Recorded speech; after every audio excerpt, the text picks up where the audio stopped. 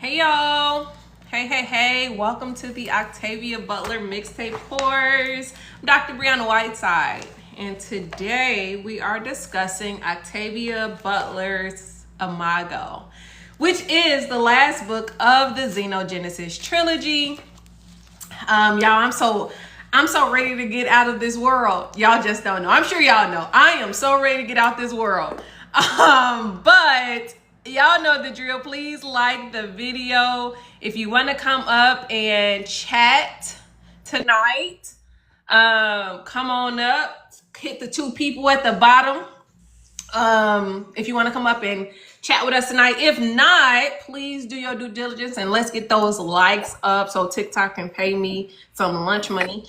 And we're gonna hop into Imago, y'all. This is the 11th book. This is the 11th book we have read by Butler. So I want to congratulate y'all for sticking around and journeying through this canon with me. It's been a rough ride. We've had some of our favorites. We've had the ones that we've absolutely hated. And rereading Imago, I'm kind of like, yeah, this kind of up there for me on the dislike list. On the dislike list. And not only me, let me say, a lot of the scholarship on Butler, Imago is not touched. Thanks, Valerie, for the tiara. A lot of the scholarship on Butler, scholars do not touch Imago, and I'm beginning to remember why. I didn't do much with this particular book. But you know, we have been in her world. We have our favorites. We have the ones that are not, and that's okay. You know, it doesn't take away from Butler's canon. So today I'm going to actually start the live. Y'all know I talk, I read out of the book. So I'm not going to start with Butler's work. I'm going to start with the scholarship on Butler. And as we wait for a few more people to hop on, we're on Jodas's timeline. So let me go ahead and read this. This is from the Octavia Butler book published by Gary Canavan in Modern Masters of Science Fiction. And he says, the third book in the trilogy, Imago, extends the narrative of Lilith's family into an unexpected arrival of a human Ooloi construct child, Jodas, much sooner than the Oankali had intended. Butler herself was frustrated by the book, viewing it, if not as a failure, then certainly as one of her lesser works. She found the book extremely difficult to write, and for the rest of her life, she would remember the experience of Imago very negatively as the beginning of the end of her prolific creativity. It is certainly inferior, in my judgment, to both Dawn and Adulthood rights, and critical consensus seems to ratify this impression. The book has been taken up by less critics than the other two. So I just wanted to read that because, again, we are met with another book that Butler does not write. And I do remember these gaps in the archive at the Huntington where this book impacted her writing Parable of the Trickster, which was supposed to be the third book of the Parable series. So she was not able to get over this hump. Therefore, she did not delve deep into the drafting of Parable of the Trickster. So I think that's something to know. And y'all know I can't stop stirring the pot because y'all know I was on Lilith's neck that last class. But let me read this. I'm gonna read this quote. And I'm going to read it, and I want you to put it in your pocket because we didn't get to this part in the narrative, but I think it's worth saying right now. All right, here's what Canavan says. Lilith spent so much of Dawn hoping to catch the Oankali in a lie or in error. But when the moment that their omnipotence is disproved comes in Imago, she has become too committed to them and their project to care.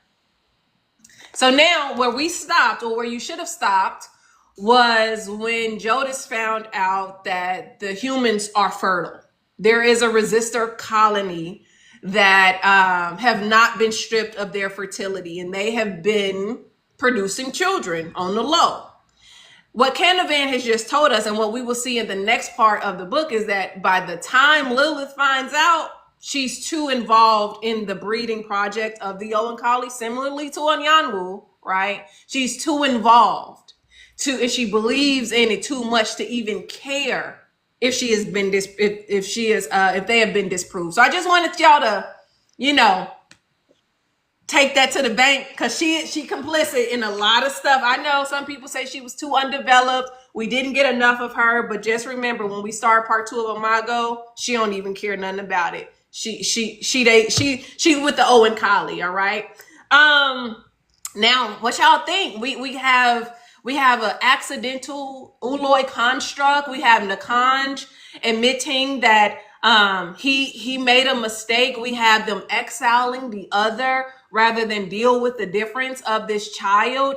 We have human resistors who are fertile. We have a lot happening. We have shape shifting, where the Uloi can become whatever their mate desires. We have a lot. What y'all think? Hey, welcome to class. So I just wanted to start this off. Like I realized I was having a lot of problems with this particular book in the beginning of it. And then I realized I was having problems with it because, as somebody who loves Star Trek, because I kept thinking about aliens and everything else, probably more like Survivor was for me, where there was this kind of like, uh, I'm gonna have my culture, but I'm gonna also work with you with your thing or whatever else. And I realized I was having that expectation Uh, for for the Olenkali, and then realizing that they were not from that. It was very, very frustrating for me. So, mhm. and I think that I'm probably like, it wasn't that I agreed with what they were doing, but I could not, like, why do they not care at all what the humans think? They need them desperately, you can tell, but why don't they care? So Yeah. it was difficult, like reading through this, and I'm just like, this is like, how do y'all not see this as some BS? So I was a little frustrated. Yeah, I think we got to think about, did colonizers care? You know what I mean? Like, they're committed to the mission, but I get it. I Yeah, get I just it was just, I mean, that was just once I realized I was doing that, I was putting on my past understanding of what alien human relationship be like. I it. had to let that go. Then I started getting into it. It was, not only did what's his name make the mistake, he doubled down on the mistake because he made another one. Uh-huh, Aor. Yeah. Yeah, and then he's just like, and he's trying to justify it, or they're like, it's not a mistake or whatever, but like they cannot get past what their way. It's definitely interesting just how all of this stuff kind of goes weird, and it's also, to me, exceptionally creepy that what's his name, Jodis, Hmm. can shapeshift basically. Hmm. Whatever you want, I'm gonna be whatever that is for He you. can be whatever you need. Sir Maxim, I know you at the gym, so we could pull you up real quick so you can say your 2 cents. Yeah, for sure. I'm still at the gym, but I walked outside to to point out some things. But I mostly thought it was so interesting, the theme of like shapeshifting, like we were saying, and even just a general kind of like body dysmorphia and gender dysmorphia. Like whenever Jodis realizes that he's Uloi, he's like, "But I've been male ever since I was born." And then, of course, they're like, "Well, you actually were never male, even if you felt male." But because it's also a thing, like the act of gender bending is something that came up with on Yamwu in Wild Seed, and also just a running theme that you've brought up sometimes is that Octavia Butler has felt, she's written that she felt maybe like out of place in her own body, and felt maybe unattractive at points in her life and stuff. And I just noticed that theme throughout all of her work, just the body and what it means and the impact it can have.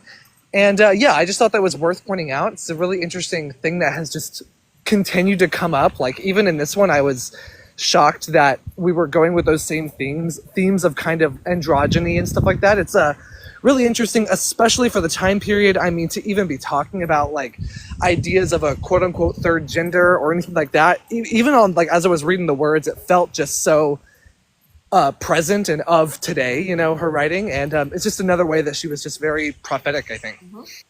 Yeah, even the fact that Jodis and Aori, they don't have genitalia, right? Until they transform or go through metamorphosis, they have nothing down there. And I found that very fascinating because I don't think I've ever thought about them not having genitalia or the Oankali not having this thing until it's pointed out that they don't have it, right? Or these two don't have it specifically. I never thought about it because I always thought about their sensory arms as, their genitalia or something like that, not the fact that they are expected to have something between their legs. But then I should have thought about that because Akeem was mating and sleeping with the women of the resistor village. So he had a penis. I don't know if I can say it on TikTok, but they don't have it. So points taken, Sir Maxim. All right. Who else? Hello. Oh, You can go ahead. Okay. damn. Okay. Um, so so I like the book. I wasn't here last week. The series is going great so far. But from the book, what I've gotten so far, and I just want to offer everybody a different perspective or a different angle on Nakaj.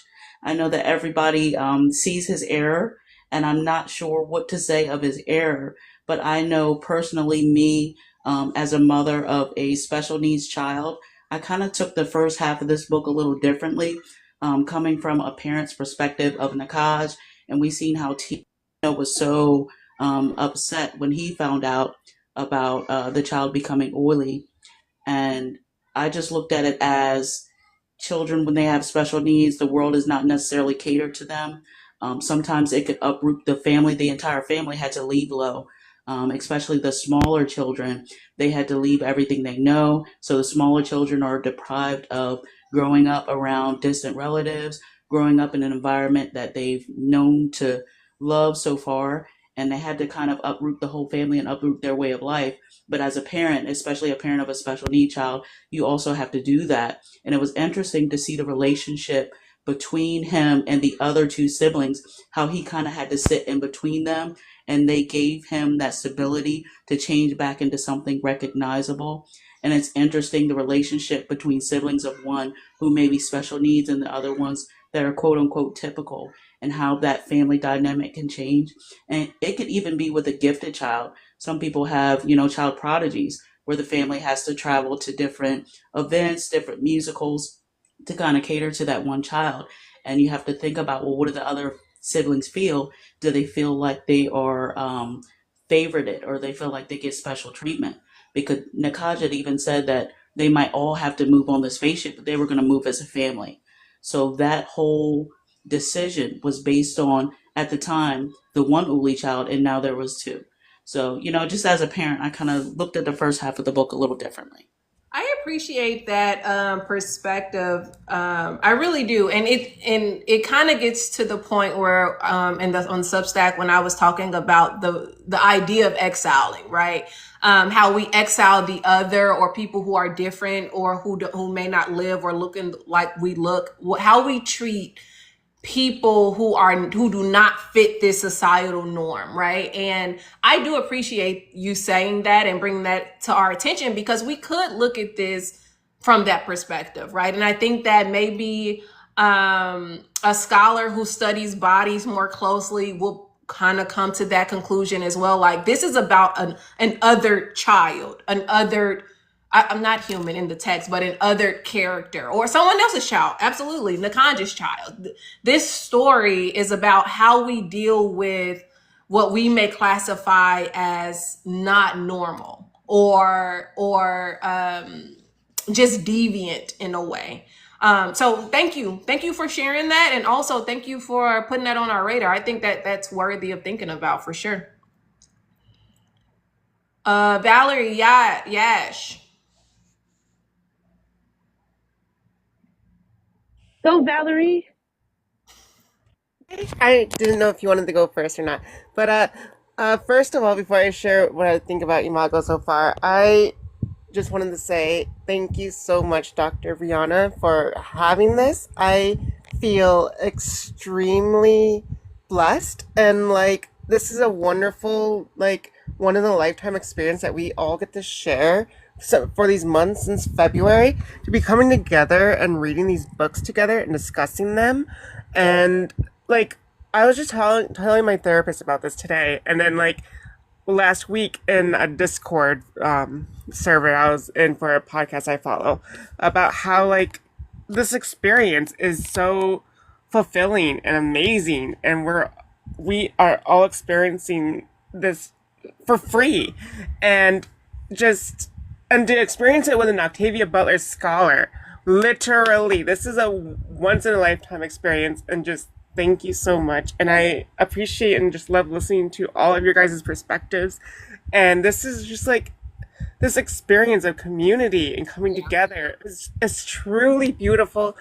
And I mean, we've read Patternus series, Earthseed series, and now we're gonna finish the Xenogenesis series together. This has been something for me to look forward to every week, and I just wanted to say thank you so much. And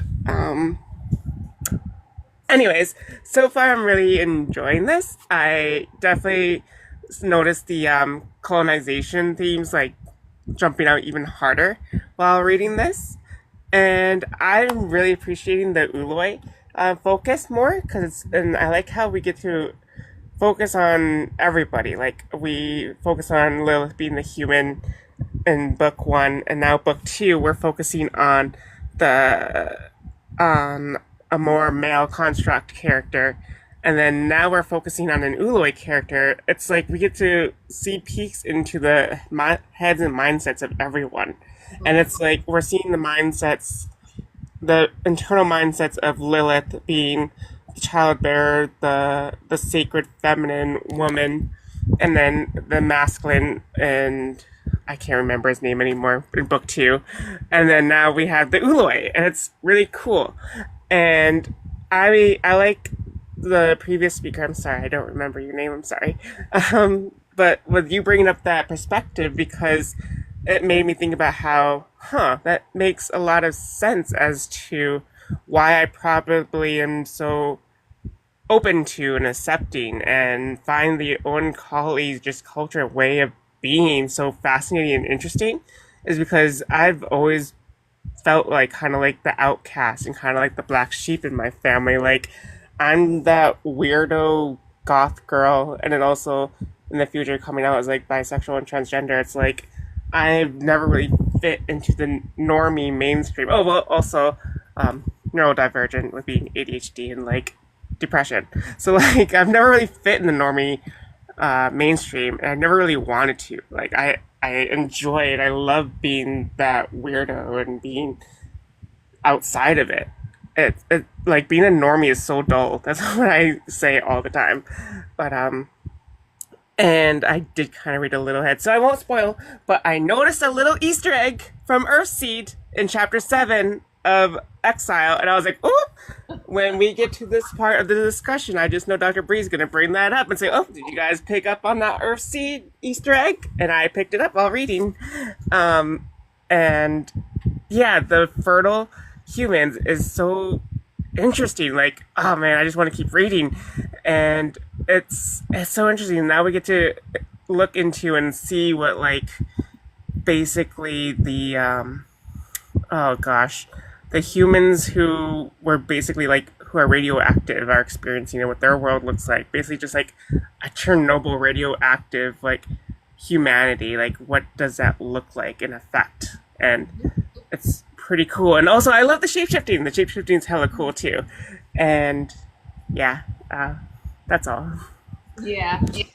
Thank you for sharing that. I think what I appreciate about Butler's work, even though I'm ready to get out of this series, is that we can look at these books from whatever perspectives that we're interested in, because Butler is that versatile, and we can see connections between our world today. Even if we don't have an Oankali, we do have figures in society that mirror the Oankali, or that mirror the fluidity of genders and sexuality and things of that nature. And I saw Keisha say, I hope I'm saying that right in the chat, that you thought this was going to be they were going to be on Mars. And originally it was supposed to take place on Mars. It was.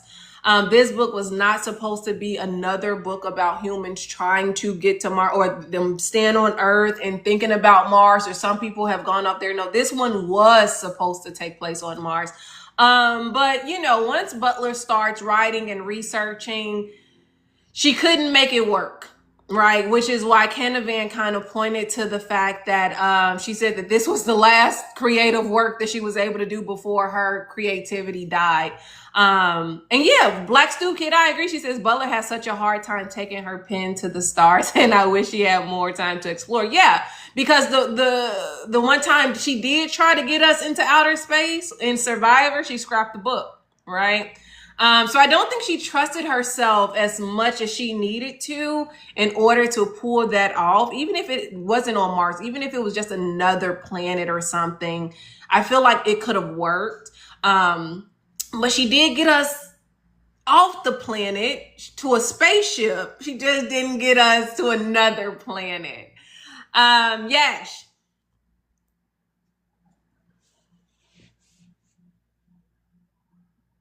Here, hey y'all.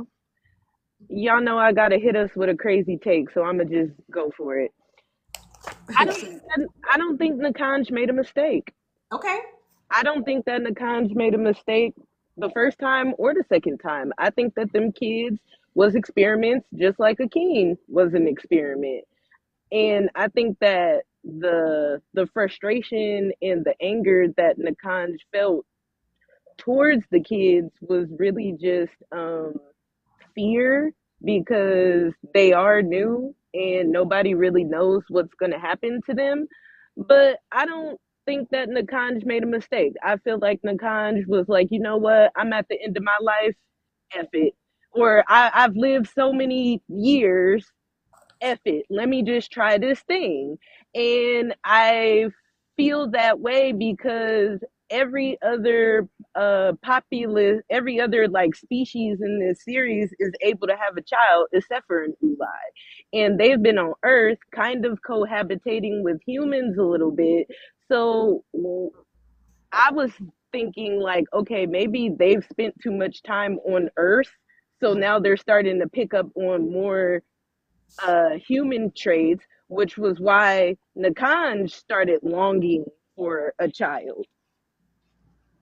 Yeah. That's my first crazy take. No, I don't think it's crazy because I think Jodis kind of said you're lonely, right? I sense that you're lonely. There is this absent part of you. So it's kind of like the Uloi are just expected to help but not have any family. They don't really fit in the family. They're just there to help the family connect, right? But they don't have any offspring of their own. They don't have necessarily anything to look forward to. They're kind of like the step parent in a way that's a part of the family, but just there in the Uloi family structure as support, not as having a lot of input, not as being trusted, not as having the same amount of buy-in, just there to kind of help heal and keep things afloat. So of course we can see when Jodis kind of said like he sensed the loneliness of Nakanj, and Nakanj really didn't admit it, was like, yeah, but there's no room for loneliness. You know what I'm saying? We need to do this thing. We need to advance the species in a way. It may not have, and they said it got careless, it got relaxed. So of course, when you get relaxed, and I think E. Johnson said this in the chat, our unconscious desires drive our behavior too. It could have had an unconscious desire that he kind of, let go unchecked. That they acted Kind on. of questioning. Oh, sorry. And then another thing that I wanted to say is that I'm not a parent, but they always say after you become a parent, you change, like mentally, physically, spiritually, whatever. And I found it interesting that when they were preparing to leave, Nakanj was telling them like, we might have to kill. And even though they were saying it's hurting Nakanj to say this, Nakanj still had to get it out, like, because essentially that's Nakanj's same sex child. So Nakanj, in my eyes, was like it finally had became apparent, and it was kind of like thinking like a human, on the sense of like, by any means necessary, I'm going to protect my seed. I Mm-hmm. don't even care if it's unnatural to what I do biologically or what I've been taught. This is my kid. By any means necessary, I'm protecting my kid. Mm-hmm. So I thought that it was very interesting that Nakanj made this mistake, quote unquote. Yes, you bring up some pretty good points, and I also agree. Like it's questionable that he made such mistakes because we remember in the beginning of the series that Nakaj was raised and bred specifically for the humans. He was raised to specialize in them, and in this book, it talks about some of the other Oli come to him because he makes the most beautiful children and the most beautiful constructs. And it's like, well, if he's so good, how did he make this huge, huge, huge mistake? And was it subconsciously on purpose? Or, like he said, was he overconfident, and just slipped up? We don't know. It can be both and, right? Because instead of just exiling, or as you pointed out, the whole family leaves, right? They could have just banned Jodis or put him on the ship, but then the whole family decides to make the trek. And then not even only that, in that moment, then Aor starts to go through metamorphosis and then go ahead and transform into another construct, Uloi. And I think that in a way, right, because the construct Uloi are extensions of Nakanj, but they have more capabilities than he has. I think in a way, Nakanj is both intrigued and afraid at the same time, right? These people, these new babies, if we can call them that, have the ability to shapeshift. They have the ability to heal and inflict pain. They can change your genetic makeup. They can allow you to have a kid, as he did with the lady. I don't remember her name. Valerie, maybe not. But he reconstructs her hip area so that she can have children, right? So that she won't be unalived in childbirth. They can do a lot of things. But I think the hesitancy of the Oankali is that they're the most perfect version of them. That goes back to Doro, not Doro. Sorry, Mary and Doro, right? Mary is the perfect mixture of Doro. She is perfection, according to Butler. June, July. I didn't mean it like that. I meant Mary. Mary is, she's the perfect experiment. That's what Butler calls her, an experiment. And therefore, her progenitor is afraid of her in a way. Same way with Jodis and Aor. They are the Oankali perfected. And as a result of being the Oankali perfected, the Oankali are fearful because they'll have more power over the history and even the present of the Oankali. Tina, you went off mute. Oh, I'm sorry. I was just thinking about one of the things that also was just interesting with Jodis was that, okay, I thought the Nakaj and them were kind of stalkerish a little bit, but he was straight up stalkerish. Okay. And I was like, he just, I mean, the whole like, I'm depressed because I ain't got nobody. I need me somebody like right now, and I can't wait, and I don't want to go to the ship because I don't want to be, like all of this stuff. But then when he found the sibling pair, he Yeah. just like, I was like, it's creepy. Well, hey T, you got to think about it, right? He's near changing, so he's not an adult until he is. Until he goes through metamorphosis, right? So you know how people begin like, I want to be married, I want to have children. It's that time. It's the biological clock. I get it, but my God, that dude was like, I'm just saying, it just was, and then it was like, yeah, I'm not. Then I mean, he was literally saying, I'm not letting you go. So I mean, he went back to the whole like, I'm gonna subdue you, and then I'm gonna talk to you, like, he's like, she's agreeing with me. I'm like, you have drugged her. You've drugged her. You've made it so that she would be more willing to take what it is you're saying. Just Yeah. I don't know. That just He I was don't trying to know. get him. I'm not agreeing. I'm not saying it's right.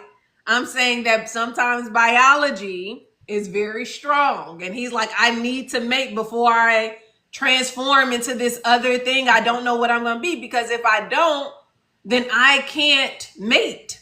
You know, Uloys don't really mate, right? I, well, he's something different. So He is something. maybe or maybe not, because he was like, it's got to be these two. It can't be nobody else.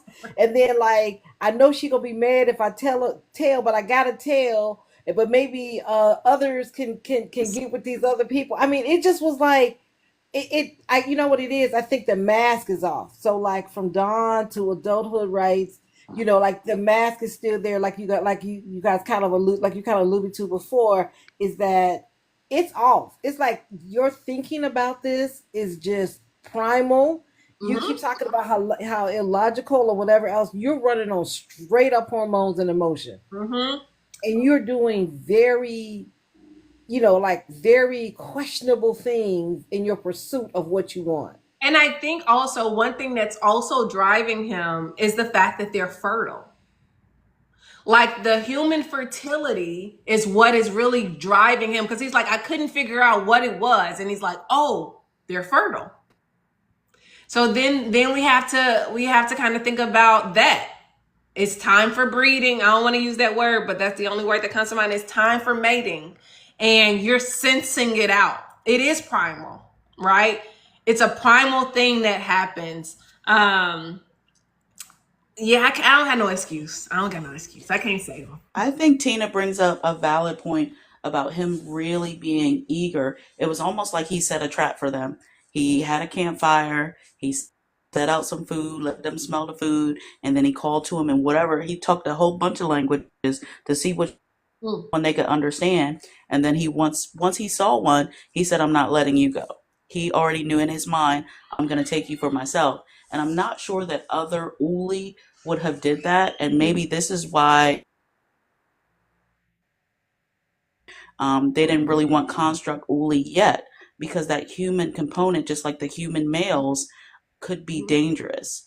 And so they're not sure how an Uli, with all their power, would react with this human component of themselves.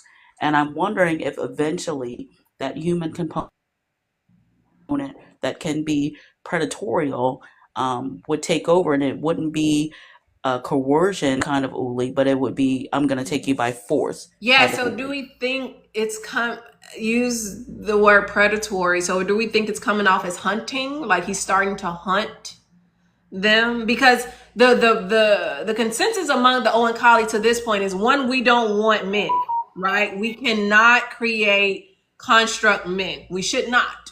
But we do have them, and so it's okay for us to have them as long as they are constructs. So then they go relaxed a little bit. But now they have a human Uloi construct who still has in genetically human genes within him, because he comes from Lilith, in a way. So is it the human nature, do we think, that's starting to take up and rise up? Or what do we think is starting to happen here? Because we also know that a Like, king was mating with the resistor women a lot.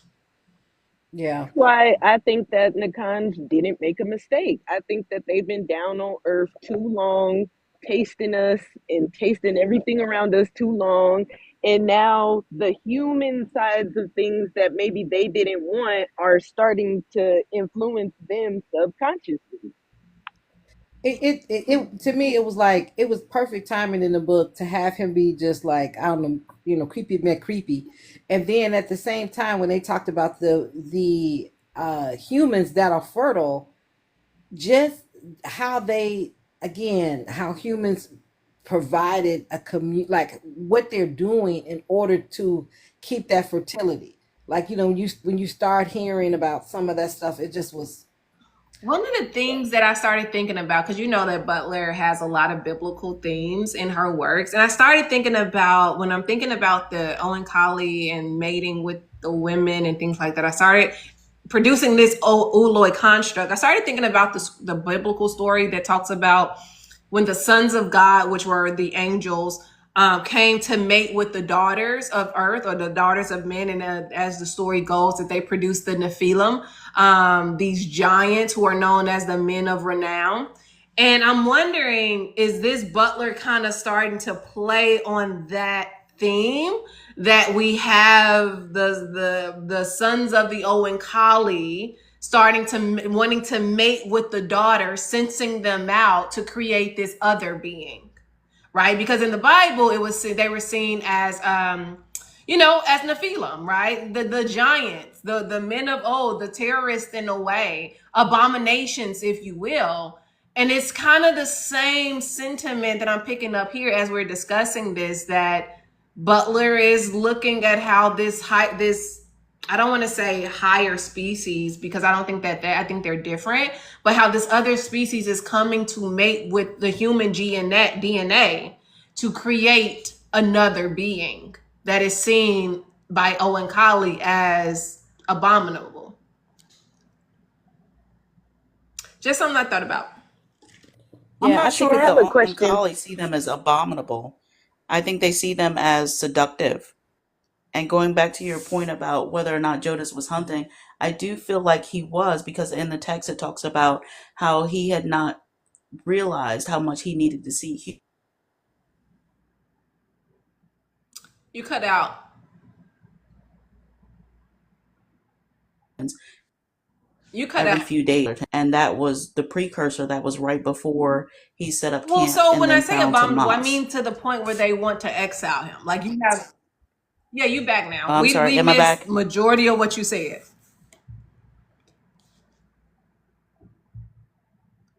You there? Okay, I think she's having connection issues. So when I say abominable, I mean that they don't think that they have a place in society, right? They want to exile. My internet is horrible. Oh, you okay? Go ahead. We didn't hear what you said.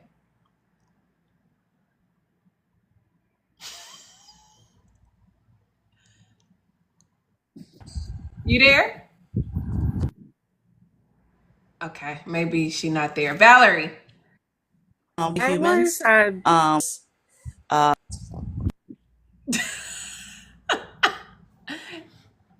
Okay, Valerie, go ahead.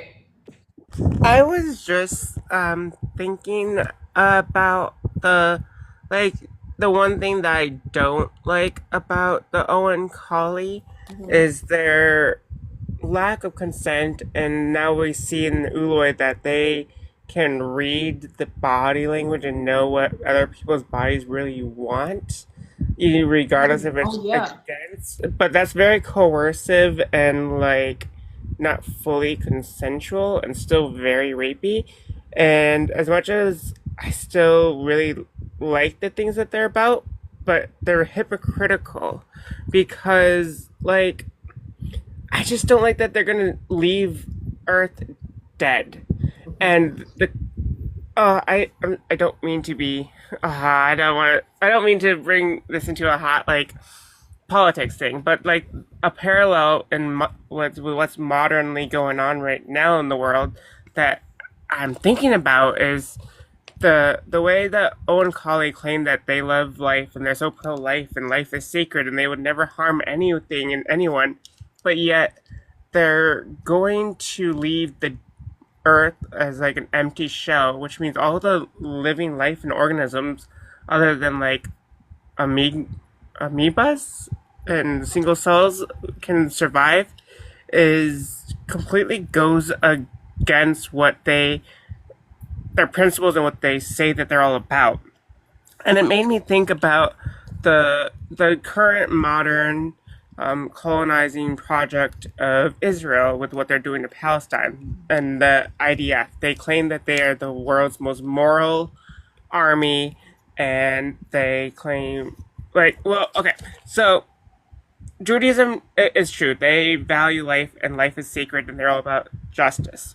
Now, what Israel is doing is not following actual Judaism, and they're more following the political ideology of Zionism. And they are, but they're trying to conflict and construe Jewish teachings with their Zionism, and they're claiming that, oh, yeah, life is sacred and we value life. We do this and that. And yet they bomb hospitals. And now, because they weren't held accountable, everybody else is bombing hospitals and killing lives. They shoot and kill children and just are starving children and women and whatnot. And it's like, it's a total hypocrisy. And that parallel jumped out at me right now. And it's really fucked up. Yeah. I think that that's a good point in terms of like the hypocrisy of the aliens. Like I've said from day one, the issue with consent has been a major issue for me because it's like you're not really giving them, if you really are seeing them as your partners and you want them to bury your children and all of this other kind of stuff, it is really kind of like not there. The lack of consent is a major issue, and that keeps coming up and it keeps unraveling. And I think that's why this book is affecting me so much is because maybe I like the little like I'm just gonna be in the plant and then y'all can do whatever y'all want to do kind of space that I was in for a while, and now all of that is being stripped away, and you're just like you said, the hypocrisy just keeps coming out over and over and over again about it, and is I mean he was like set on that, like I gotta have this, like this is what I want. And you saw early on the way Nakaj was when he first came into contact with Lilith, and you saw how Akeem was with the Unkalis that he was with on the ship and everything. This dude took it to a whole nother level. Like somebody, I think somebody I'm not sure if there was in the chat or somebody said this, but the whole like he set a trap, Yeah. the food and everything. Like I'm Was it really a trap or was it seduction? Both Because of them. both of seduction, them. because I said this in the chat, seduction look different when you like running away and poor and dirty and hungry, of course. So if somebody offer you food, that's going to be enticing to you. So I don't know. I mean, he definitely trapped them, but I don't know. He kind of seduced them at the same time. He wasn't trying to hurt him. He That's what trapped I him and was then he saying gave when and then he I gave him a roofie. He trapped what I him, was then gave saying him a when I was roofie. going in and out. Can you guys hear me now? Yes. That's what I was saying when I was going in and out. So that he kind of was hunting them because he said he couldn't he finally realized that he needed to see a human every few days. And then he said that he couldn't smell humans in the air and he felt despair about that. And that's when he had set up camp and then he had laid out food. So he hunted those humans and he was very excited when he saw Tomas. And once he saw them, he was like, okay, I'm not letting them go. So it definitely felt like he was hunting. He was on the hunt. He knew that Nakaja told him they might be going on the ship or they were going on the ship. So it's almost like he had went out. There's got to be a human young enough that Nakaj wouldn't say, oh, well, they're too old and they'll take some of your life. There's got to be a human for me. He needed a young human, right? I forgot about that part. Um, and I think the people he found, the man was definitely his age, but it's both and, right? It's hunting, it's seduction, it's let me give you something you need so that you'll be more willing to do the things in which I want you to do, like healing his sight, so that he would not be fully blind, right? And I think that the Oankali as a whole are hunters. Now we're getting to we're seeing them in their fullness, in their full manifestation. We've spent enough time with them. Yes, Butler positions them as traders, but they are also hunters. They hunt the young, they hunt the able-bodied, as we kind of started talking about last class, right? They have to be able-bodied, they have to fit a certain demographic or profile in order for them to be viable. The other They thing are about they are it is that missionaries. that's their nature. Like because even when the Kanj was saying like he was like I'm gonna help you, like when he finally caught up to the brother and the sister, he's like I'm gonna help you whether you like it or not. And then when they was kind of going back and forth, he just kept saying that he's like I'm going to help you. Like it was almost as if he couldn't not help them. Yeah, Like But we can't excuse that though, because we talk about their nature, but the Owen Collie continue to police the human nature, right? I It's would their say that. it's both. I think it's their nature to help, but also control. But they help, they're like missionaries who come to where you are in your primitive culture, your spirituality, and tell you, I'm gonna give you white Jesus, or I'm gonna give you this Jesus or this character, whatever else that's gonna save your soul. I am saving Preach, your Tina, soul. preach. I'm I saving your understand soul. that, And you're but like, if I what? Did I ask for that? and I understand that, but if I got growth growing all over my body, one of my legs finna fall off, one of my eyes don't work, I'm going deaf. I think that I would want to be colonized a little bit. Fix Come on, me, Yash. help me, Come on, help Yash. me. Well, I'm gonna I die mean, I either think way. Help I me. think it again, he never, if they gave them the choice, they give them the choice after they have subdued or subdues. Like he, if you remember, he came in, he was like, I'm gonna, I'm coming up to you, and then he grabbed old boy and stuck him, and then immediately fixed his neck so he could get a taste of what it was he was offering, and then said, hey, I could cure you from this.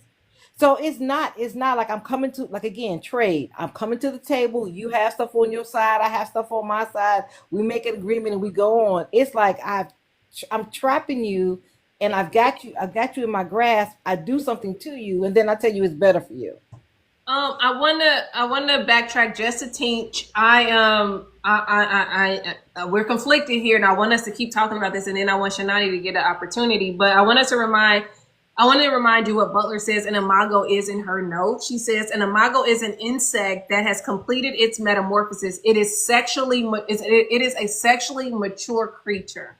So when we're talking about this hunting nature of Jodis, we have to understand that he is the imago of this text, right? So he is about to become fully sexually mature, which is why he is doing this thing. Now, I'm not excusing his predatory nature at all.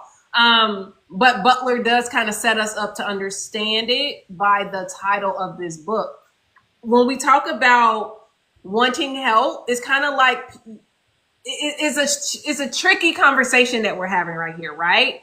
On the one hand, yes, you're saying, yes, if I am about to be unalive, I want you to help me, because even if I'm afraid, the fear may be the reason why I don't want your help, but I need your help.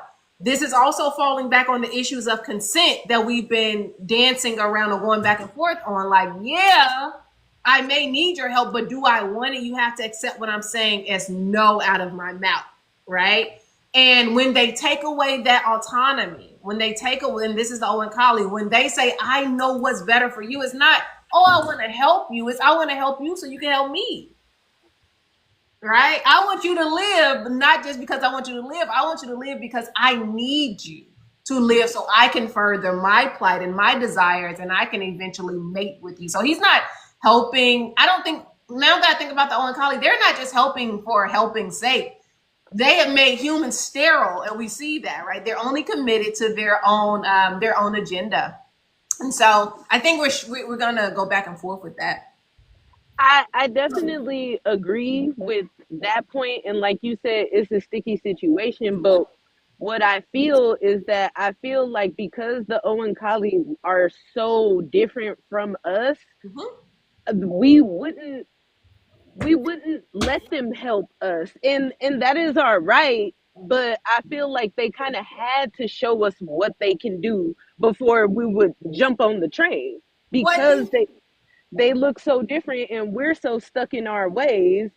Sure. Because as you can see, some of the humans are down with the Owen collie because Sure. they've proven themselves. Right. So the people who want to go, right? So we've been with them for centuries. At this point, Lilith old. She didn't have 11 kids. I'm gonna get my notes in a minute, but we are far off into the late 2020. Like, I think my notes said like 2045 when I did the math of the series, right? So we're far out. We've been with them for centuries or years, right? So by now, the humans should know if they want to be touched by them or not. if they want to be helped by not, they don't have to go out and get the people who don't want them, which is why they have all the resistor villages. They should know, but do they really know? Because They even know. when you hear even when you hear the humans like talk about Lilith, like they talk about her in a derogatory sense. So like, do they really know, or do they just know what they've heard? And you know how rumors go. I feel like you would know if someone's not working in your best interest, or if you don't want to be colonized or touched or genetically altered. I feel like biologically, your body knows. The body keeps the score. The body knows. So if you were born into parents who have said, no, this is not what we do, this is not what we do. And they should respect that, I would think, but no, they want to continue to advance. Shanani, I want to get you in here. I just have one quick thing to say, and then I need to drop back down. But just on the discussion that you were having just right before this, and well, it ties into what we were just talking about as well. I remember reading like in the last couple of books and just saying, what is the Oankali motivation? What is their flaw? Because we know they're not perfect, but what is their flaw? I know they're not doing this out of altruism or anything, or just because they want to quote unquote help the humans. And then I found it on page 11 in Imago, where it talks about the Oankali flaw, just like the human flaw is that they're hierarchical, the Oankali flaw is that they're acquisitive. So it's like, they are basically, they just have this nature and this drive and this need to acquire more people, acquire more um, more things, but not things in the way that we look at things, but it's just to acquire and to gather. And so they will do whatever they need to do, and by any means necessary. And I'm wondering if there will come a point in Oankali future where their need to acquire and to keep trading will lead them in the same place where the humans are, where the humans destroyed themselves. Will this need to acquire and this flaw of being acquisitive end up being the death of them as a culture, as a society? Well, we'll find out a little bit in the second half of the book, but I do not want to give it away. Melanie, she paused. Quick Yes, go question. ahead.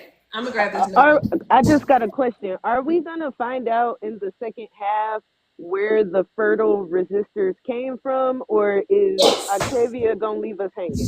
Yes, we're gonna find out the backstory of how the Oankali missed them, and how they've been inbreeding as a result of that. I thought Um, it was just the Oankali actually, an Aloy just messing up with them. But I haven't read ahead, but I just was like, oh, the Aloy actually made a mistake. They actually messed up, and whoever their Aloy was, they really messed up. These people have all kinds of tumors and diseases, and they're able to mate.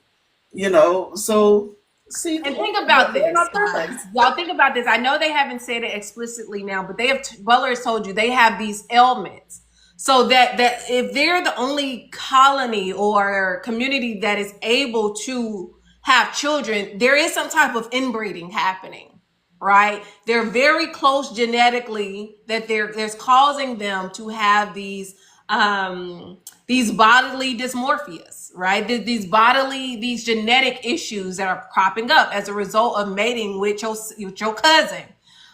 So I think that Butler has not explicitly said that, but we know that there is a lot of inbreeding happening in this community.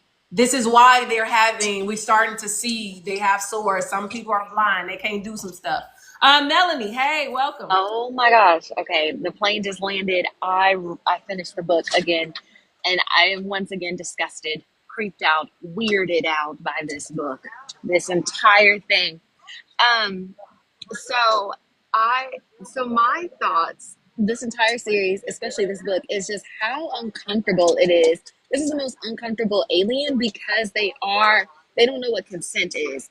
throughout the series, we learn that these aliens, though they may seem benevolent, they are actually not benevolent, and they do not care. They see us as animals. They see us as animals. And there's this book called Tender is the Flesh that is essentially, it's about this world where people, like, there's like an under there's like a meat shortage, so people end up eating each other, right? And so upon eating each other, they have to like navigate this hierarchy. And so in Tender is the Flesh, there's this man, this regular man, and this devolved human that is meant to be eaten, and there's a relationship that builds. You cutting out, Melanie. You gone, Melanie. Oh, can you hear me? Okay, yeah, you back. Oh no, can you hear me? Mm-hmm. Okay. So what I'm saying is that Owen Collie see us as these devolved species compared to like the rest of space, which makes sense. And that they see us no better than animals, and that we really just serve a purpose for them, and we are not equal. Like we are not nothing more but like food.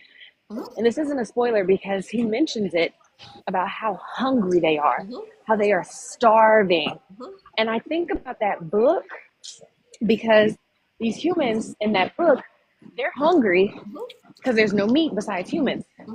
And so if we take that dark forest theory that the Owen Collie are the hunters, but instead of them being more aggressive, they're just, it's guised in niceness and we're doing this for you, that's terrifying because they never consider whether we want to consent. They even like assuage our fears and our guilt.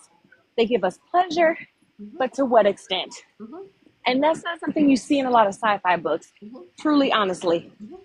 Yeah, that's what I think before you hopped on, that's what we were going back and forth of, or maybe you were already on.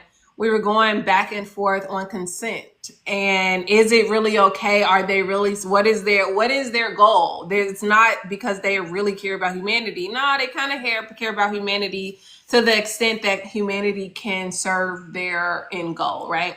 But I did get my notebook because I wanted us to see how much time we've spent in this world. So we went from 1680 to 2023-ish with the Patterning series. Then we moved from 2024, that's where the Parable series picks up, to 2090 because Lauren is 81 years old. And we know that by the time we get to the Xenogenesis trilogy, more specifically Dawn, it is 250 years after the Parable series ends, based on some things that they said and how old Lilith was and all the series of awakenings. So that gives us to 2340. No, math is off. So it starts with, well, I don't have no math there. We're in 2366 according to my calculations for Imago. We've gone from 1680 to 2366 the year. If we started 250 years after the Parable series, we've spent enough time with the Owen Collie to kind of pick up on their ways and their goals. So I think that we should trust our instincts with them because that's what they don't want us to do. They don't want you to trust your human instincts. They don't want you to trust what you're seeing. Don't believe it. There's no Epstein files. Sorry. Don't trust your eyes. Don't trust your senses. Don't trust what you know intuitively. Trust us. I didn't mean to say that, y'all. I'm sorry. Go ahead. So two things. Number one, like, why do they want us? It's our diseases. They want cancer. Our cancer, that Huntington disease, all of these other things. It's the diseases. You also notice that when they talked about this, I think they talked about this a little bit more in adulthood rights, but it applies in Imago too, was that they didn't cure people. They just turned genes off. So they did not have the ability to say, I'm taking away the cancer or I'm taking away these different diseases. What they did was they deactivated, they made these genes not activate and not being able to be active. So they deactivated them, which means that over time and circumstances or whatever, they could come back. So, and I also find that I took that as it's a control mechanism. So you will always need us. So like if something starts happening or whatever else, like it's almost those humans that decided to resist, I'm gonna punish you. Mm-hmm. So I'm not gonna keep so I'm gonna make it so that if you get hurt or if you something happens to you, you have to come back to us in Mm-hmm. order to get treated. Like or you're just gonna die. Yeah, they But have to ensure that they're necessary, they're needed. You cannot cut this middleman out. mhm. Yes. And yeah, But and also, but also, really quickly, the way that they view men in this art, yeah, the way they view men is also very telling because men are their biggest threat. These aliens know that they can't give people guns, or they can't give the men guns. They can't have them reproducing. They can't have the power because though we are, I guess, the lesser species, Mm-hmm. if men decided to take it upon themselves to go to space or to do an Independence Day like Will Smith, we may die trying, but we would at least try. Yeah. And these are peacekeeping Yeah. aliens, so they say. So you Allegedly. can tell, allegedly, allegedly, so you can tell that they know in a fair fight they would lose. So they have to like stack the odds against us so that there is no fair fight, so that we are crippled from jump. Do you know what I mean? Yeah. yeah, Yeah. and I think somebody in the chat just said that they don't need the humans anymore because of they can clone or grow, but they don't like it. They could do that. That's an option, but they don't like it. They talked about how that didn't give you the The purest pleasure. situations. Whatever it is, they don't like it. It's Yeah, like we they got they it, we have can't it get the stored, but it ain't it. they need the closeness of the genetic material, right? So they can create a clone, but they could never create it close enough to get I was about to say nutrients, and I don't want to say they're feasting off of humanity, right? But They're feasting off of us. Mhm. They are. They are. they can't get the goods that they need from a clone. They need the raw material of humanity, right? And I think that's it. So they're trying to save it because it is the cancer that they need to continue to advance their species. And so many humans, as we're starting to see, are predisposed to cancer. They have it in their family, and they're able to extract it from them even before it fully forms and takes root in the body. They're able to sense it out, and I would argue that a part of it is for them to hunt the cancer. They're cancer hunters, but humans are the carriers of this cancer. So they can't get the material from the cancer, the HeLa cells that they're needing without hosting the body. They have to keep the body around. Yeah, and it's that's what I'm saying. Like, and again, I just missionary. I'm coming here. I'm going to save you from being a heathen. Oh, and look, let me take all your gold. Let me take all your treasures. Let me take all the stuff let me take the women that I like. Let me take the men that I like. Let me, whatever. And so Yeah. let me take the land, but you don't need this because you're heathen and now you're, whatever. So it just gives that colonizer, with the missionary thing so much like in there. So I wonder whether or not that was part because I know that she was constantly deconstructing her Christianity through all of these series, and I wonder if that was part of what her thinking was when she was putting this together. I But just had a also, thought. I oh, sorry. go ahead. No, go ahead. Um, like just to take it back a couple points, I find it interesting that the men are the the more violent ones in this series, and the men struggle more with having to mate with an Ulai. Mm-hmm. But then when I think back to adulthood rights, I find it interesting that the Owen colleagues were also saying that they were having problems making men, which was why Akeem was such a big deal. So I'm wondering what Butler is trying to say about I got gender. something to say. From the notes, I was going through these archival notes because I was thinking, Yash, about what you were saying about healing, and about you will want to be healed in that way. But also, one of the things that Butler has here in her notes, she says that defective human genes are recognized and replaced by Oankali genes. Thus, young humans are reprogrammed to be free of hereditary disorders and to become, from their generation on, part Oankali. So in their healing of their diseases, they're replacing the defective human genes with Oankali genes. So they're not fully human at the point of healing anymore. That is where the consent gets tricky, right? It gets muddy. Yeah, I'm going to heal you, but I'm going to replace it with an Oankali gene. Therefore, I'm going to rewrite your genetic code. Yeah, and I understand that. Maybe if they wasn't fixing people cancer in the first book, I would get it. But I'm like, look, they fixing people. Like, yeah, you got a little alien in you, but now Come you can see. on! Now But you you know could. what? You know what's interesting? I don't know how if y'all have heard of this theory about men and women, and this whole series is about sex, like the making of it, and gender and the construct therein. There's a theory that states like women, one, we live longer because we carry the information of lineages, right? So men, yes, they're needed to procreate. They're meant to give us children. We couldn't do it by ourselves, but with women, like we're supposed to be the ones that carry forth. That's why a lot of um, matrilineal animals, like elephants, the women are the ones in charge. And so when we think about the Oankali, thanks so much. When we think about the Oankali, yes, they have the three genders, and yes, Nakan is like it, but like these are technically what we would consider women to be. They're not nurturing, but they care about history. They care about passing on information.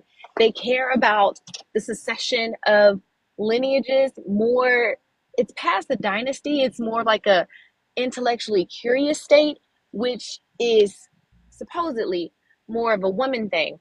But then the other part that's interesting, because we go back to the whole they're not having male children, is like that is the contradiction. Because again, inherently, and nothing in humans are inherent, because evolution would not be where we are today if we did have inherent things.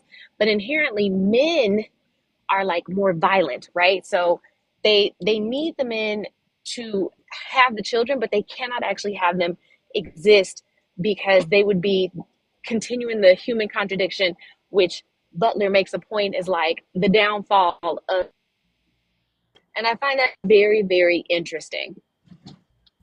Also, really quickly, one other thing that I wanted to point out, and this isn't spoiling anything, but in this book, we also talk about like how language and culture plays a role in this.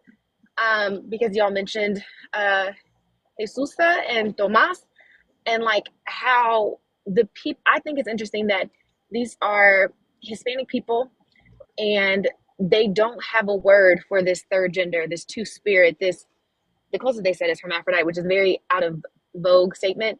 But like when we think about how humans have continued forth in the 100 years, and then they kept whatever culture and language they could, they still cannot fathom the Ului and what they represent, because like there's an aversion to them from a physical standpoint, and also an aversion to them from a what they represent standpoint. I mean, listen, the trans laws that are being rolled back now represent that. So that's the other piece. You said something about male children, and I want us to go back here, not even just male children, because we do understand that the Oankali are afraid of men, right? They don't want human men. They see them as violent. But one thing I wonder if we caught in Butler's note, she's talking about when she's talking about the Oankali or the Uloi ensuring children happen, she's saying that only girl children are the ones who express their genetic tendency to grow large. So even if you have a construct male, he will never grow large. Only the girls and only the construct women will grow large because of this, because of the violent nature of the male species. And so even though, they can have construct men, they cannot have large construct men, right? And I think that's very interesting to think about as we're thinking about consent, as we're thinking about new sexes being introduced into the world.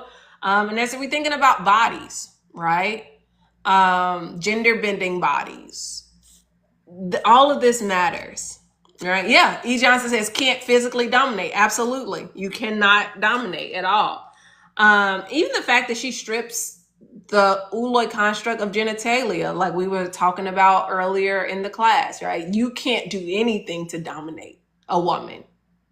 So I just But wanted to point that isn't that go ahead. interesting? But isn't that interesting that you say that when in the book, all the men talk about how it being with the Oli makes them feel like a woman, like it makes them feel like they're being taken and penetrated in that way, and that is the most disturbed that happens to them, and then secondly that they enjoy it. Mm-hmm. It's like Mm-hmm. it's the thing. So it's like so the Oankali are trying to make the men more female or whatever that they are continuing with that process because they see that there's a resistance. Like I don't want these men who are straight are not wanting to be in a space where they are being dominant, where they feel dominated like that, or they feel like that is taken away from their ability to do any of that. Yeah, and I think that another reason why they are nervous about the construct is because the Uloi determine the direction of the species, both species, as a matter of fact, right? Since humans cannot mate absent of a Uloi, and the Uloi generally transforms the genetic material between the Oankali and the humans, kind of meshes it together to transform into whatever the construct beings. It is the Uloi who decides the direction. And for so long, it has been deciding the direction in favor of the Oankali. Now you have a genetically modified being that has both Oankali and human genes going to now decide how the Oankali will transform. That is why the exile needs to happen according to them. Right? As I said, that they are the most perfect expression of the Oankali and the human. And of course, history, anyone who's been in power long enough, they're afraid of change.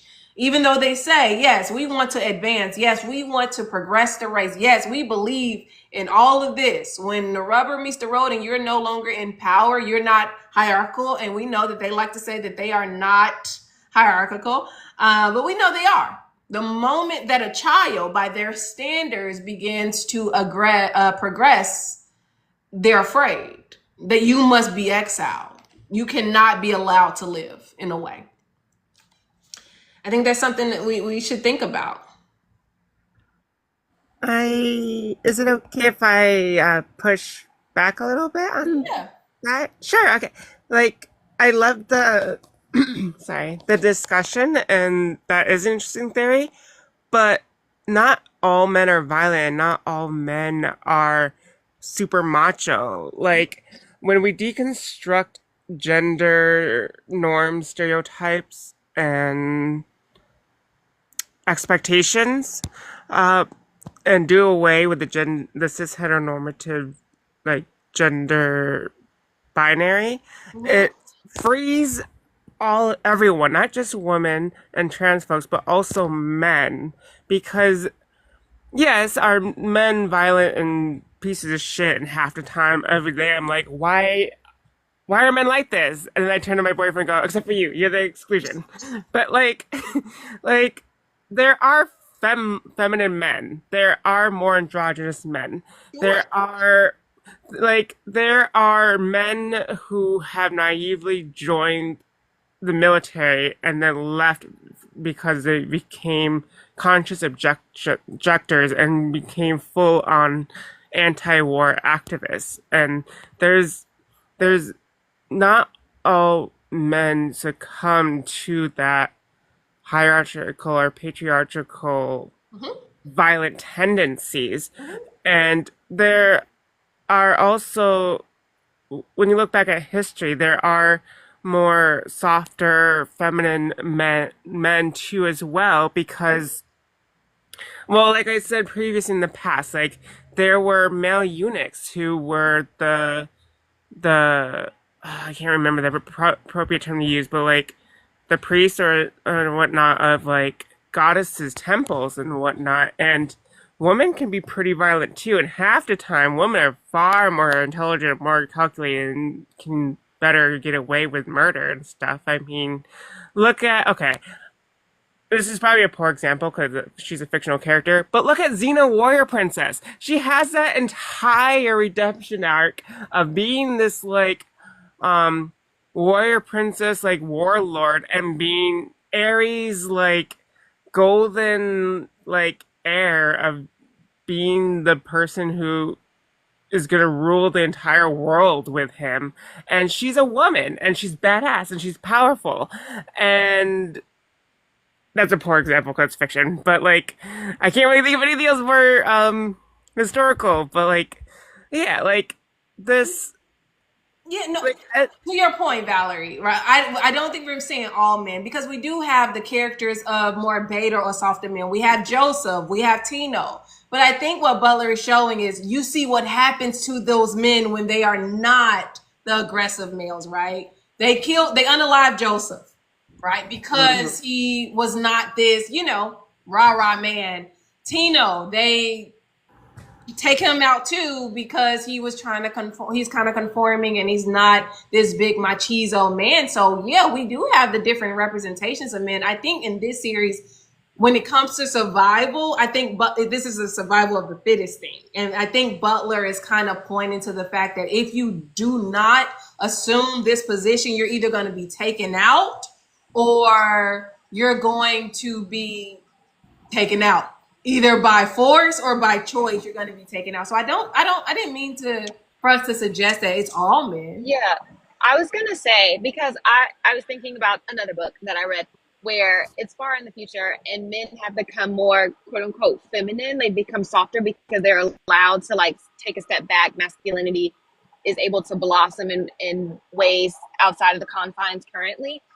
And I think about that in this book because like I agree it's not all men, but like we have to think about the world in which the people are set aside from.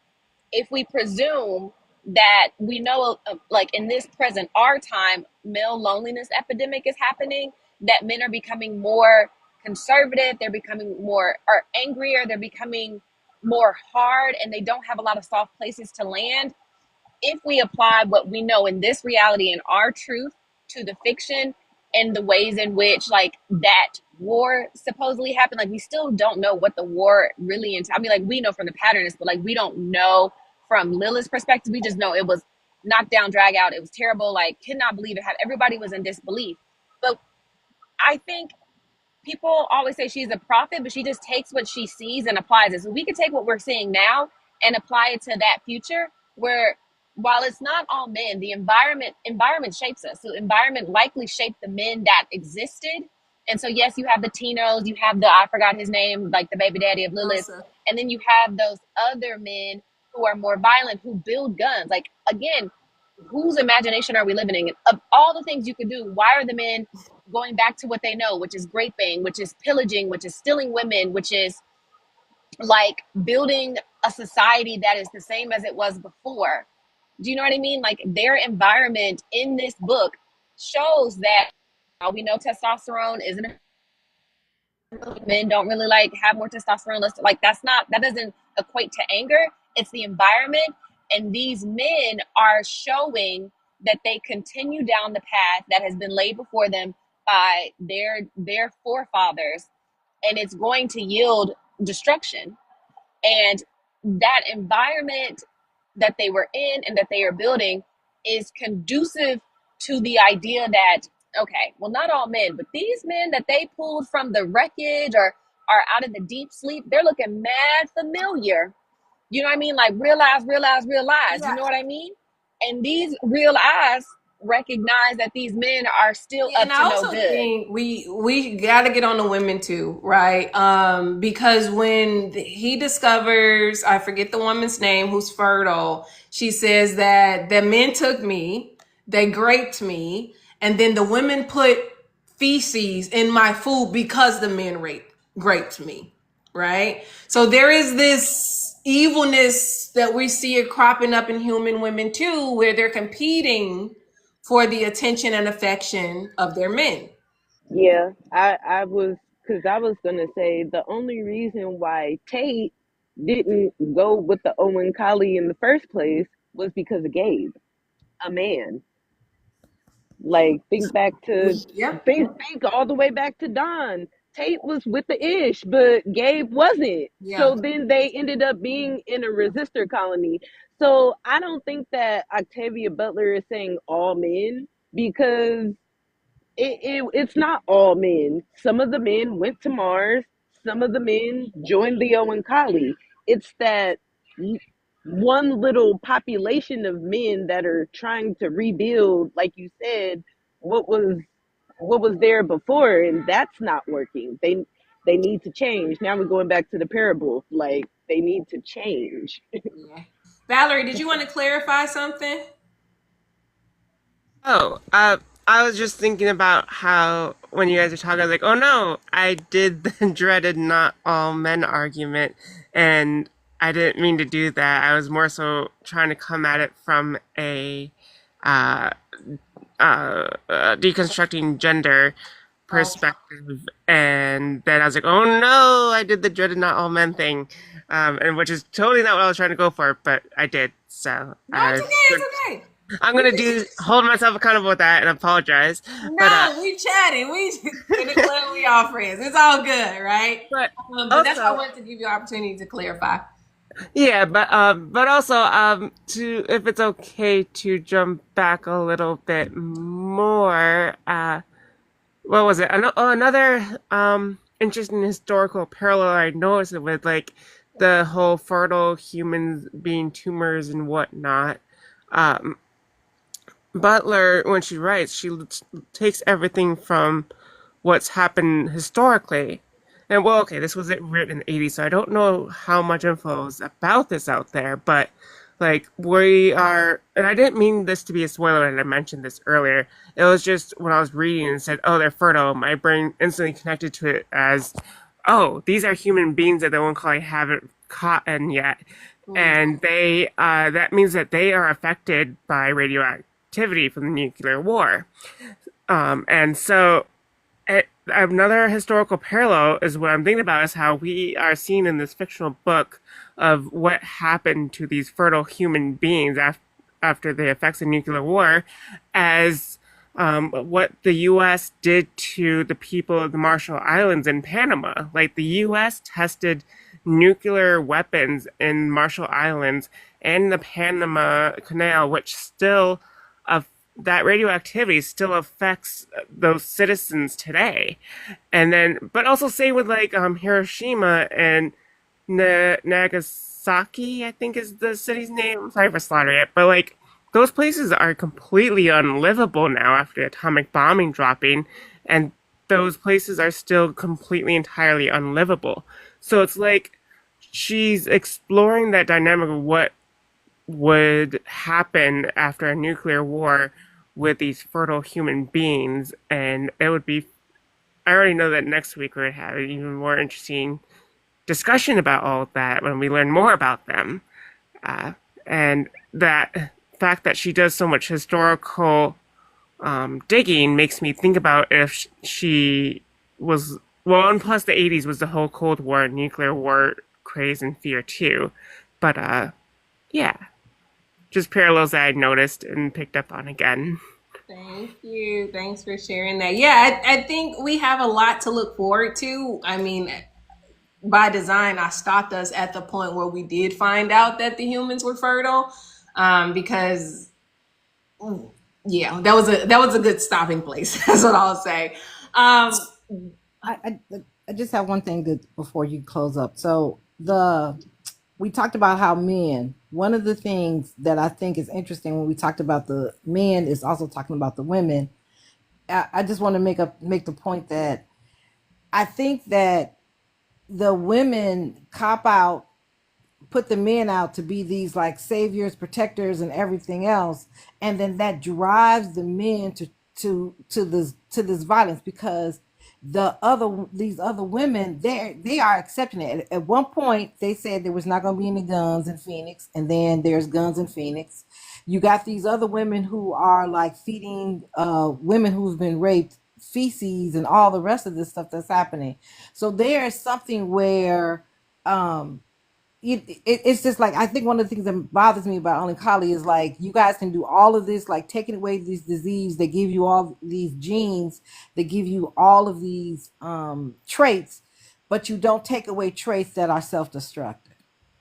You don't take away those traits. You kind of like let I that don't stuff think just that they go. can. I think the human nature, because they did not create humanity, no matter how much breeding out they try to do, you cannot take that out of humans, the hierarchical nature. And I think that was Butler's point. Like, one is ancient, hierarchy is ancient, intelligence is fairly new, but hierarchy is something you're born with. So even as they're breeding the construct children, they still struggle with hierarchy. Yeah. So yeah. And Yeah, I agree. when we all know the I agree. Oankali are hierarchical too. Yeah, I do. I think that they Huh? are, and the whole like Shanadi says, that the whole femininity thing. It's just, to me, it just feels like this is a major part of that. Also, it's definitely the men are, violent. They're doing all of this stuff or whatever else. But the women, that was that one woman who was like, in everybody's ear, like, yeah, we should just chop off the Mhm. tentacles, and we should just do this. It doesn't seem. It's like we're stuck in our own whatever stereotypical negative traits between masculinity and femininity. She is bringing that out over and over and over again. It presents itself differently because there are different stereotypes, but it's there. And I think that that has an impact on, the Olin Collie and how they deal with different But things. And I also think that, oh, I'm sorry, sorry. go ahead. I was just gonna say, I want to say though, again, the question of if she had written this book now, would that nature Yeah. still be as prevalent? And that is something that I struggle with when reading this, because it is like, I wouldn't know that it was written in the 80s because it's so well crafted, but like thinking through the ways in which, we talk about breaking generational curses, and people are going to therapy hopefully in the right way, or not in the right way, but like in a way that's actually conducive to their growth. These things that up until this point have not been considered, it are now being considered. And so I wonder if someone or a Butler was able to write this book now, would we still see the same like through lines of the story, or would we see angrier men? Because again, the male loneliness epidemic is like new. Right. You know what I mean? Um, Allegedly. this like women divesting from, allegedly, women divesting from men is actually new. Like, never in history has it been to this level. So like these things that play into the gender, the sex, and all of that that we see with the people in the Owen Collie would yield a different book than the one that we are discussing right now. And to what that extreme would be, hard to say, but it would be a different book because the environment is shifting. Because we didn't have social media and internet in the 80s, so that's also like exacerbating the issues that we're talking about. So like, what would that book I look like? think that These we people will look kind like of if we start fast to. forward. I think that we won't get it in this series, but when we go to Fledgling, which is written in 2005, I believe, I think we're going to start hitting on some of those things that you're speaking about, Melanie, because we're in a matriarchal society at that point, right? It's still kind of patriarchal, but the women are running the show in a lot of ways, and so we will see what happens. That's what I'll say, because I don't want to spoil it for anyone who has not read the series. I mean, read the book.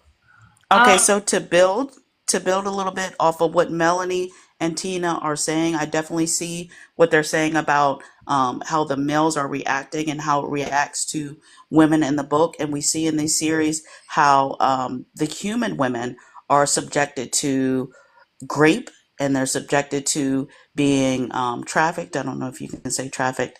And they are still choosing to be with other humans instead of the oncology. And I think there's a little bit of a message here that even us, not in the 80s, but now here today, can take from that, and how certain demographics, even though we are most likely harmed from the demographic that looks like ourself in the male version, we still choose to be with them instead of others because they look like us, even though it's detrimental to us, even though it is harmful to us. We have to examine why that is so. Why are we choosing the choice that is detrimental to our survival? I would argue that in this story, it's e- it if you don't want to, if you're a woman and you don't want to go with the Owen Collie, it's equally as detrimental to not be with a man, because you have all of these random people running around, and Mm, they might kidnap you, they might rape you, they might do all of this stuff to you. So like, the way that I see it is that I think that a lot of the women in this series are pick me's, but I think of it like they kind of have to for their own survival's sake, because they're kind of using the men as like their form of protection, mm, because there is no police, mm, there were no guns, mm. like, so they kind of needed or they felt like they did to a certain extent. Okay. Um, yes, all that. I think that, as E. Johnson says, a rock and a hard place, right? I think that we should think about all of this as we begin the second half of the book, but also think about this as we start fledgling, and even more so speech sounds when we get to the book of short stories. We see this survivalist coupling um, happening. But I want to end. I want to end off with a quote, because it's going to circle back to the Mars comment that we were talking about earlier. We thought that this book was going to take place on Mars. And I want to read what the scholars have said about this, and then I think we're good to close out. He says the third book in the trilogy was supposed to describe a human community struggling to create a better society in the absence of the Owen Collie. In other words, it was supposed to follow the story of the Mars colony, not the ongoing story of Earth's colonization, subjugation, and transformation into an Owen Collie spaceship. Instead of tracing the Mars colony story, Jodas simply uses its Owen Collie nature to grimly declare that it is Owen Collie enough to know that you will eventually destroy yourselves again. Our other brief interactions with the Mars colony plan outside of Jodas's negative perspective are similarly unhappy. We find, for instance, that the human resistor. Well, I don't want to finish reading that because I don't want to give it away. Anyway, it was as we said in the beginning, or as I shared in the beginning of the book, this was Butler. She was unhappy with this book. Thankfully, she did not rescind it like she did Survivor. But she was not. She was unhappy with the book. It kind of stunted her creativity. Therefore, she was unable to finish drafting Parable of the Trickster, which would have been the third book of the Parable series. We'll circle back next week to a lot of this. We'll see what happens when we actually get inside of the Fertile Resistor camp. We will see how Butler ends this trilogy, but we've been in her mind for a while. Yes, I did see you say, are we starting the N.K. Jemison's trilogy? We do have another book as well as a collection of short stories, which I have said for when we do the short stories, I did want to do it in 1 week. We won't be able to do it in 1 week, so we will have to do it in 2 weeks, because some of the short stories are quite long, and I want to give them, their justice. So when we finish this, will be 2 weeks for fledgling, 2 weeks for the short stories, and then I would have decided if we're going to the Broken Earth trilogy or not, because those books are like 500 pages. Them long books. All right. All right, y'all. Well, I'll see y'all. Good night. I'll see y'all next Wednesday. And this will be up tomorrow if TikTok lets me download it on the YouTube channel, which is the Octavia Butler mixtape. Good night, y'all. This was a great discussion per usual. I'll holla. Bye, y'all. Bye.